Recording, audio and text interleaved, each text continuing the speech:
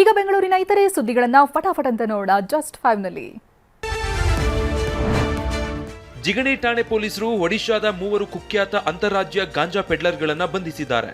ಸೋನಕ್ ಕುಮಾರ್, ವಿಕಾಸ್ ಕುಮಾರ್ ಹಾಗೂ ಶುಭಂ ಮಿಶ್ರಾ ಬಂಧಿತ ಆರೋಪಿಗಳು.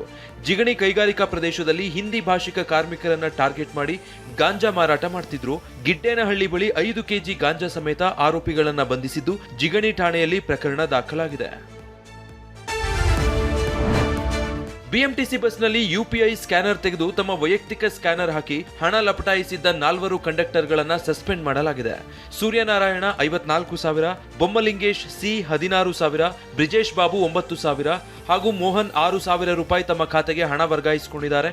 ಬಿಎಂಟಿಸಿ ಸೆಕ್ಯೂರಿಟಿ ಅಧಿಕಾರಿಗಳ ತಪಾಸಣೆಯ ವೇಳೆ 10ಕ್ಕೂ ಹೆಚ್ಚು ಕಂಡಕ್ಟರ್ಗಳು ತಗುಲಾಕೊಂಡಿದ್ದಾರೆ. ಮಾನ್ಯ ವ್ಯವಸ್ಥಾಪನಾ ನಿರ್ದೇಶಕರಲ್ಲಿ ನಾನು ಮನವಿ ಮಾಡ್ತಾ ಇದ್ದೀನಿ, ನಿಮ್ಮ ವಾಹಿನಿ ಮುಖಾಂತರವಾಗಿ ಯಾರು ಈ ರೀತಿ ಸಂಸ್ಥೆಗೆ ದ್ರೋಹ ಬಗೆತಕ್ಕಂಥ ಕೆಲಸವನ್ನು ಮಾಡ್ತಾ ಇದ್ದಾರೆ ಇವ್ರ ಮೇಲೆ ಮುಲಾಜಿಲ್ಲದೆ ನಿರ್ದಾಕ್ಷಿಣ್ಯದ ಕ್ರಮ ತೆಗೆಯಬೇಕು. ಆಲ್ರೆಡಿ 4 ಜನ ಮಾಡಿದ್ದು, ಈಗ ಆಲ್ರೆಡಿ ಮತ್ತೊಂದು 4 ಜನ ಇನ್ನೊಂದು ಡಿಪೋದಲ್ಲಿ ಸಿಗಾಕೊಂಡಿದ್ದಾರೆ. ಇದೇ ರೀತಿಯಲ್ಲಿ ಆಯಿತು ಅಂತಂದರೆ ಒಂದು ಕಡೆ BMTC ಅಂತಕ್ಕಂಥ ಒಂದು ಬ್ರ್ಯಾಂಡ್ ಇದಕ್ಕೂ ಸಹ ಹೊಡ್ತಾ ಬೀಳುತ್ತೆ. ಮುಂದೆ ಆಗ್ತಕ್ಕಂಥ ಈ ರೀತಿಯಲ್ಲಿ ಯಾರ್ಯಾರು ಈ ರೀತಿಯಲ್ಲಿ ಸ್ಕ್ಯಾನರ್ನ ದುರುಪಯೋಗ ಪಡಿಸ್ಕೊತಿದ್ದಾರೆ ಇವ್ರ ಮೇಲೆ ನಿರ್ದಾಕ್ಷಿಣ್ಯ ಕ್ರಮ ತೆಗೆಯಬೇಕಂತ ಒತ್ತಾಯ ಮಾಡ್ತಿದ್ದಾರೆ.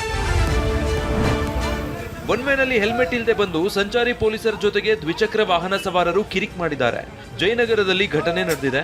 ಒನ್ವೇನಲ್ಲಿ ಬರ್ತಿದ್ದೀರಾ, ಹೆಲ್ಮೆಟ್ ಹಾಕಿಲ್ಲ ಯಾಕೆ ಅಂತ ಪ್ರಶ್ನೆ ಮಾಡಿದ್ದ ಸಂಚಾರಿ ಪೊಲೀಸರ ಜೊತೆ ಏರು ಧ್ವನಿಯಲ್ಲೇ ಬೈಕ್ ಸವಾರರಿಬ್ಬರು ಕೂಗಾಡಿ ಗಲಾಟೆ ಮಾಡಿದ್ದಾರೆ. ಈಗ ಆರೋಪಿಗಳ ವಿರುದ್ಧ ಜಯನಗರ ಸಂಚಾರಿ ಠಾಣೆಯಲ್ಲಿ ಕೇಸ್ ದಾಖಲಾಗಿದೆ.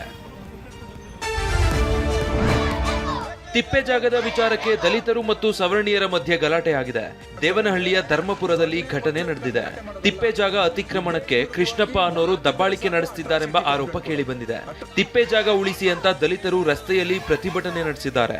ಈ ವಿಚಾರಕ್ಕೆ ಕೃಷ್ಣಪ್ಪ ಕುಟುಂಬ ಮತ್ತು ದಲಿತರ ಫ್ಯಾಮಿಲಿಗಳ ಮಧ್ಯೆ ಕಿರಿಕಾಗಿದೆ.